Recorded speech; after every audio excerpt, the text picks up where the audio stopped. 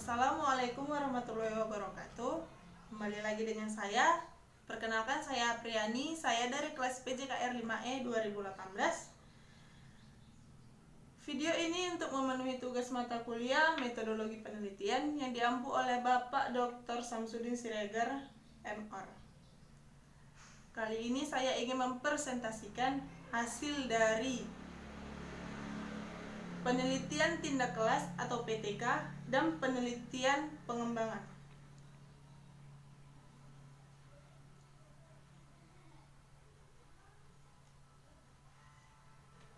Baik, yang pertama itu saya akan menjelaskan penelitian tindakan kelas atau PTK. Desain penelitian. Menurut Suharsini Arikunto tahun 2006, penelitian tindakan kelas adalah penelitian yang dilakukan oleh guru di dalam kelasnya sendiri melalui refleksi diri dengan tujuan untuk memperbaiki kinerjanya sebagai guru sehingga hasil belajar siswa menjadi meningkat.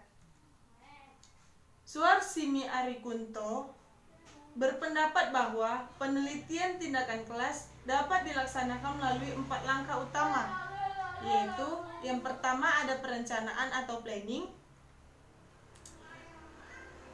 yang dijelaskan untuk menjelaskan apa, mengapa, kapan, di mana, oleh siapa, dan bagaimana tindakan tersebut dilakukan.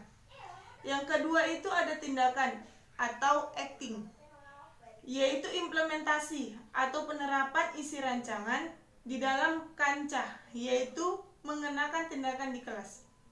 Yang ketiga itu ada pengamatan atau observasi, yaitu pelaksanaan pengamatan oleh pengamat.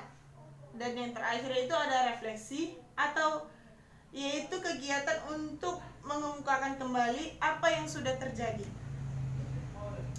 Baik, saya akan menjelaskan siklus ini. Yang pertama itu berawal dari perencanaan. Setelah sudah direncanakan, maka turun akan menjadi pelaksanaan. Pelaksanaan ini dilaksanakan apa yang sudah direncanakan sebelumnya. Setelah dilaksanakan, maka berlanjut ke pengamatan. Pengamatan ini dilakukan dari pelaksanaan tersebut. Setelah dilaksanakan pengamatan, maka selanjutnya terjadilah refleksi. Ini adalah siklus yang pertama. Siklus pertama ini belum tentu untuk jadi. Maka kembalilah lagi untuk menemukan siklus kedua dan diulangi lagi melalui perencanaan. Setelah perencanaan berlanjut ke pelaksanaan. Setelah ke pelaksanaan berlanjut dengan pengamatan. Setelah pengamatan berlanjut refleksi. Maka dari refleksi menemukanlah apa hasil dari penelitian tersebut. Ini adalah perencanaan atau skenario penelitian dari PTK. Yang pertama itu ada perencanaan, yaitu meliputi penentuan tindakan yang akan diberikan materi. Baru yang kedua itu pembuatan rencana pelaksanaan pembelajaran atau RPP. Yang ketiga itu mempersiapkan lembar pengamatan atau observasi. Dan yang keempat itu menyiapkan peralatan yang dibutuhkan dalam pembelajaran. Selanjutnya ada tindakan atau action, meliputi melakukan proses pembelajaran passing bawah bola voli menggunakan metode pembelajaran komparatif dengan skenario pembelajaran sesuai RPP. Yang ketiga itu ada pengamatan atau observasi, meliputi pengamatan proses pembelajaran pada waktu pelaksanaan kegiatan, pengisian lembar observasi, dan yang ketiga mendokumentasi pembelajaran. Yang terakhir itu ada refleksi, yaitu melakukan evaluasi dalam penelitian tindakan kelas dengan cara berdiskusi dengan berbagai masalah yang muncul di lapangan bersama kolaborator. Setelah saya menjelaskan tentang PTK, maka selanjutnya menjelaskan tentang penelitian pengembangan. Desain penelitian. Pendapat dari Sugiono mengenai penelitian pengembangan, yaitu penelitian yang dilakukan secara bertahap dan menghasilkan produk tertentu. Dalam penelitian ini merupakan penelitian pengembangan yang bertujuan menghasilkan produk berupa model pembelajaran. Langkah-langkah yang digunakan dalam penelitian ini menggunakan tujuan langkah yang utama, yaitu yang pertama melakukan penelitian pendahuluan dan mengumpulkan informasi dan kejadian pustaka. Yang kedua itu mengembangkan bentuk produk awal. Yang ketiga itu evaluasi para ahli dengan menggunakan 1 ahli penjas dan 2 ahli pembelajaran serta uji coba kelompok kecil dengan menggunakan kuesioner dan konsultasi serta evaluasi yang kemudian dianalisis. Yang keempat itu ada revisi produk pertama. Revisi produk pertama berdasarkan hasil dari evaluasi ahli dan diuji coba kelompok kecil. Yang kelima itu ada uji coba lapangan. Yang keenam ada revisi produk akhir yang akan dilakukan berdasarkan hasil uji coba lapangan.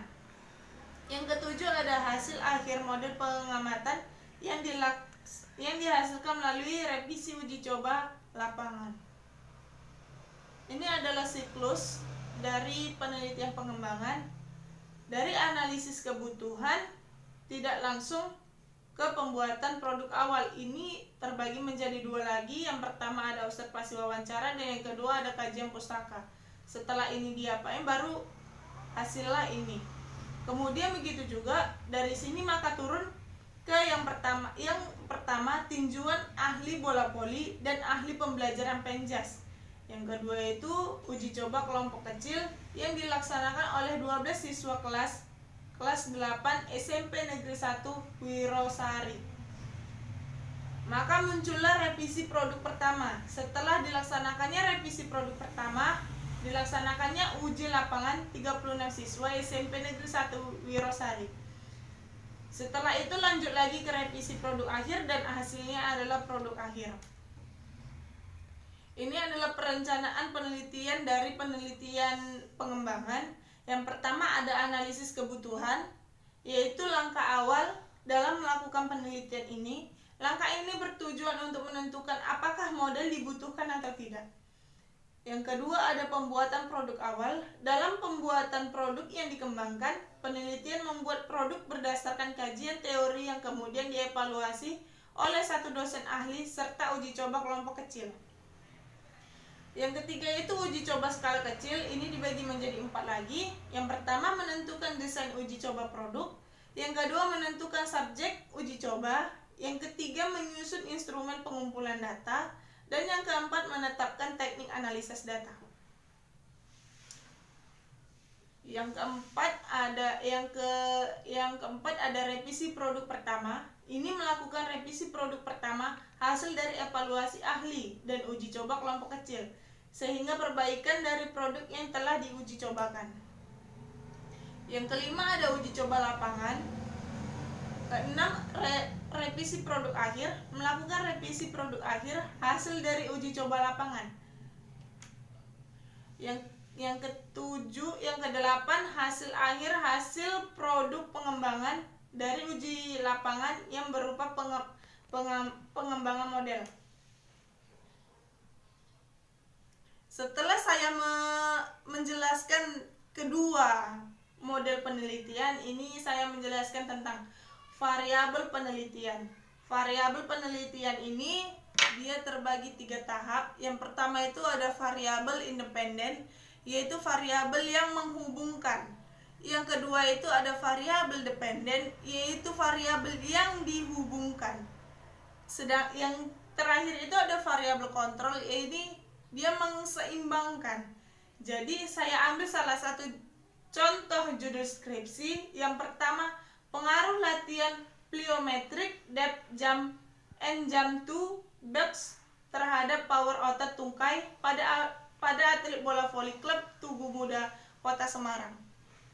Variabel independennya yaitu latihan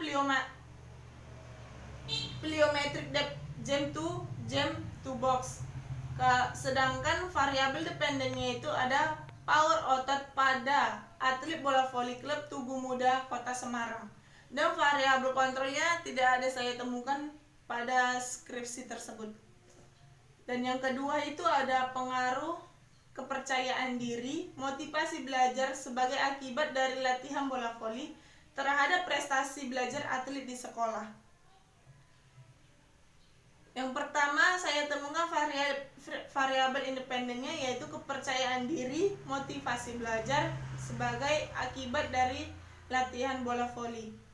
Yang kedua itu saya temukan variabel dependennya, yaitu prestasi belajar atlet di sekolah.